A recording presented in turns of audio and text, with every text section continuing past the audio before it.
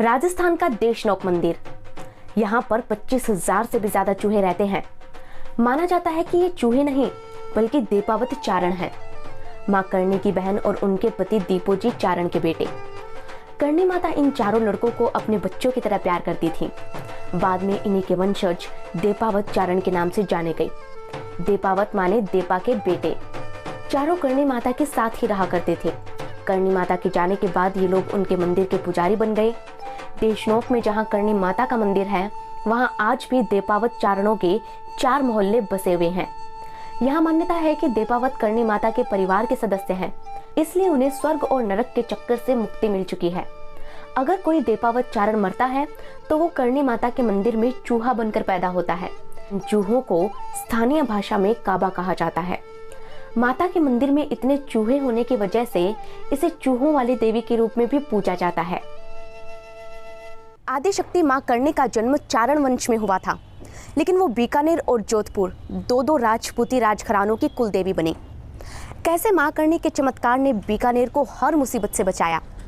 क्या है मां करणी की असल कहानी, जिसके बारे में आज तक इंटरनेट पर भी सही नहीं बताया गया है? मां करणी के इतिहास से जुड़ी एक पूरी रिसर्च रिपोर्ट हम आपके लिए लेकर आए हैं हमारी स्पेशल कवरेज आदिशक्ति में। आप पहले चैनल को सब्सक्राइब कर लीजिए, फिर हम आगे बढ़ते हैं। ये कहानी शुरू होती है आज से करीब 600 वर्ष पहले। राव जोधा अपने 700 घुड़सवारों को लेकर चित्तौड़ के किले से भाग रहे थे। जगह जगह उनकी मुठभेड़ चित्तौड़ की सेना से हुई। लड़ते लड़ते जब वो मारवाड़ की राजधानी मंडोर पहुंचा तो उसके पास सिर्फ 6 घुड़सवार बचे थे। संकट की इस घड़ी में उसे याद आई जांगल प्रदेश की। जांगल प्रदेश, इसे जांगलू भी कहते हैं। ये पश्चिमी राजस्थान का वो हिस्सा था जिसे हम लोग बीकानेर, चूरू, हनुमानगढ़ और श्री गंगानगर के नाम से जानते हैं। राव जोधा की मुलाकात यहाँ उसी महिला से होनी थी जिसने उनके पिता राव रिडमल को राजा बनाया था। इन महिला का नाम था रिद्धाबाई, जिसे आज दुनिया मां करणी के रूप में पूजती है। वर्ष 1387 की बात है। मारवाड़ के स्वाप गांव में मेहाजी चारण के घर छठी बेटी का जन्म हुआ। मेहाजी को इंतजार तो बेटे का था, लेकिन बेटी हो गई। मेहाजी ने अपनी छठी बेटी का नाम रखा रिद्धाबाई। लोक कथा है कि बचपन में रिद्धाबाई ने अपनी बुआ की टेढ़ी उंगली को छूकर उसे बिल्कुल ठीक कर दिया था। इसके बाद उनकी बुआ ने उन्हें नया नाम दिया, करणी। करणी माने चमत्कारी। करणी की शादी उन्हीं के गांव के दीपोजी चारण से करवा दी गई, लेकिन उन्होंने ये साफ कर दिया कि शादी में उनकी कोई दिलचस्पी नहीं है। करणी ने अपनी छोटी बहन गुलाब की शादी दीपोजी से करवा दी और खुद को गृहस्थ जीवन से अलग कर लिया। उस दौर में राजस्थान में भयानक अकाल पड़ता है। राजस्थानी में एक कहावत भी है, तीजो कुरियो आठवां काल, यानी हर तीसरे साल अर्ध अकाल और हर 8वें साल में भयानक अकाल पड़ता है। उस अकाल के दौरान दीपोजी अपने पालतू जानवरों को चराने के लिए मारवाड़ छोड़कर जांगल की तरफ चले गए। मां करणी भी उनके साथ थी। ये जानकर जांगल प्रदेश के राजा राव कांजी कुछ सैनिकों के साथ वहां आ धमके और जानवरों को पानी पीने से रोक दिया। कहते हैं कि कांजी के छोटे भाई राव रिडमल को जब इस बात का पता चला तो उन्होंने करणी और दीपोजी के पास जाकर उन्हें बीड़ में चलकर रहने के लिए कहा। ये वही राव रिडमल थे जो राव जोधा के पिता थे। ये रिडमल और करणी की पहली मुलाकात थी और यहीं से रिडमल की किस्मत चमकती है। हुआ यूं कि कांजी करणी से चिढ़ गया था। उसने मौके पर आकर करणी को राज्य छोड़कर निकल जाने को कहा तो करणी ने ये शर्त रखी कि उनकी पूजा की पेटी उठाकर अगर कोई बैलगाड़ी पर रख दे तो वो चली जाएगी। कांजी ने सारा जोर लगा दिया, लेकिन वो पेटी नहीं हिला सका। इस पर गुस्साए कांजी ने करणी माता को भला बुरा कहा। करणी माँ ने उसे चेताते हुए एक लकीर खींच दी और कहा कि अगर वो इसे पार करेगा तो मारा जाएगा। कांजी ने उनकी चेतावनी को दरकिनार करके उस रेखा को जब पार किया तो वो हाथों हाथ मारा गया। ये देखकर हर कोई दंग रह गया। कहते हैं कि मां करणी ने कांजी के छोटे भाई राव रिडमल को राजा बना दिया और रिडमल मां करणी की पूजा करने लगा। लेकिन रिडमल की मौत के बाद चित्तौड़ के षड्यंत्रकारियों ने उनके बेटे राव जोधा को मरवाने की कोशिश की। राव जोधा को राजा बनने के लिए ज़रूरत थी उन्हीं मां करणी की, जिन्होंने उनके पिता को राजा बनाया था।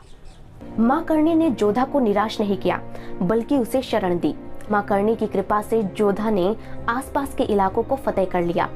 जोधा ने चिड़ियाटुक पहाड़ी पर एक शानदार किला बनवाया जिसे आज मेहरानगढ़ दुर्ग के नाम से जानते हैं। राव जोधा ने जोधपुर शहर को मां करणी की कृपा से ही बसाया था। आज भी मां करणी को जांगल प्रदेश के घर घर में पूजा जाता है। बीकानेर राजघराने से निकलने वाले राजाओं ने जहां जहां अपने ठिकाने बनाए वहां वहां आपको मां करणी का मंदिर जरूर मिलेगा। लेकिन बीकानेर और जोधपुर तो दो अलग अलग रियासतें हैं।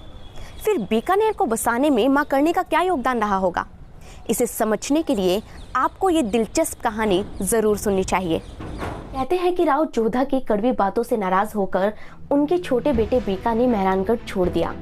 निकलते वक्त उसने अपने पिता से कहा कि वो खुद अपना राज्य स्थापित करके दिखा देगा। साल था 1465। जब बीका जोधपुर से निकला तो उसके पास 100 घुड़सवारों और 500 पैदल की एक छोटी सी सेना थी और साथ थे उसके चाचा रावत कांधल। बीका अपने लश्कर के साथ फिर जांगलो पहुंचा।